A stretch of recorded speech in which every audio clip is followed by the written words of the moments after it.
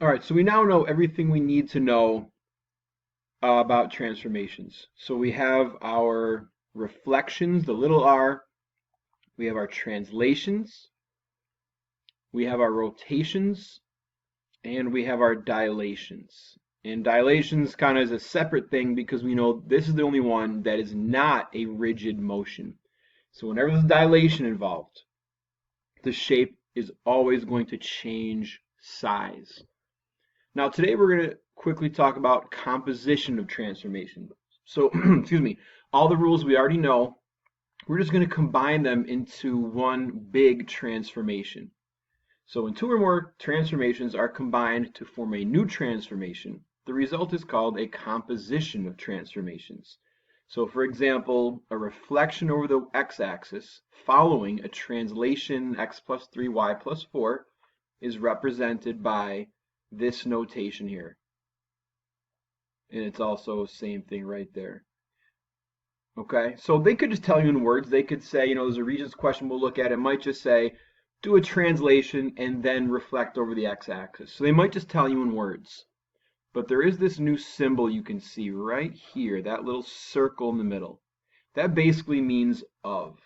So this is saying a reflection over the x-axis of a translation of 3 comma 4. So I gave you a little note here. Notice you're always going to work backwards when you have this notation. So we'll do the translation first, then we're going to do the reflection off of that translation. So now we're not going back to the original figure. I know we had that bell ringer in class that a lot of you said, well, do I go back to the original or do I go from the new one? For a composition, you always go from the new shape, I guess. You don't go back to the original. So if you want to write a little note here, for a composition, you don't go back to the original. All right, and I'll show you kind of how I like to write these down here. Okay, so it's done in the opposite order in which it's written. Don't worry about this definition. This is just a specific kind of transformation, a specific type of composition when you combine a translation with a reflection. So don't worry about that so much. Here's what I want you to do. So I promise I'll keep this video short. So given triangle ABC, let's plot those points. All I want you to do first is the reflection. So you guys are experts with reflections now, and I don't want you to connect the points. So go ahead and pause, graph triangle ABC, and just do this reflection without connecting those points after you do your reflection. All right, go ahead and do that now. Okay, so here's a couple things I'm going to suggest. When you're doing these compositions, see how I track these points after their first step. This is basically, you're taking a bus trip somewhere, and what we're on right now is like the first stop on our trip. All right, we're not there yet. So what I like to do right here is record my points after that first stop. It might just help you keep organized. And what I would really recommend, and why I told you not to connect the points, because this isn't our final stop. We're not done yet. So what I would suggest is connecting these points. Those aren't really great lines. Let me do that again. Connecting these points with dashed lines. That's a little better. Okay, and the reason that is because you don't want to confuse that with your last step. All right, we still have one more thing to do. So I'm going to dash those lines of my second triangle because I don't want to confuse that with my final step. So we did our reflection. Now all we have left to do is our translation. So from that new shape, not from the original, from the new shape, we're going to perform our translation, which is -5, -2. So I'm going to take each point. So here's A, and I'm going to go 1, 2, 3, 4, 5. There's my -5. There's my -2. And that becomes a prime, or if you want to call it a double prime, that's fine. The notation really isn't that important. So why don't you try to finish this up, do B and C with that translation, and see what your final picture looks like. All right, go ahead and pause now. All right, so there you go. And again, I wrote my coordinates. So I wrote my final answer basically right here. So I did that from my second set of points. And you'll see all these old rules still apply. All right, reflections, which is how we got from here to here. And then our translation, we know those are both rigid motions. So when you put the two of them together, it just makes one big rigid motion. So from my original to my first stop to my last stop, those two triangles are still congruent. So for sure, yes. And why or why not? And I think the best way to say this is that reflections and translations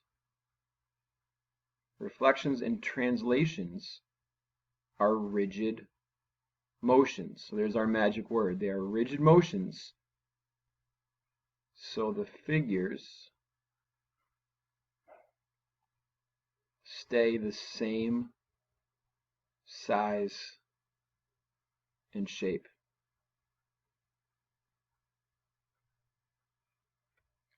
Okay, and what you'll also notice, since we had a reflection here, A, B, C, A, B, C, A, B, C, alphabetical order, goes that way. We reflect and then we translate. Now if you look at A prime, B prime, C prime, A prime, B prime, C prime, now they're being read in a different order. So the orientation has also changed. All right, and there's your composition. That's all there is to it. Just be real careful, organized, and follow from one step to the next. All right, flip. Really common question you'll see on the Regents this year. So describe two transformations that together could have been used to create the image A prime. So how did we get from here to here using a composition, basically using two rigid motions?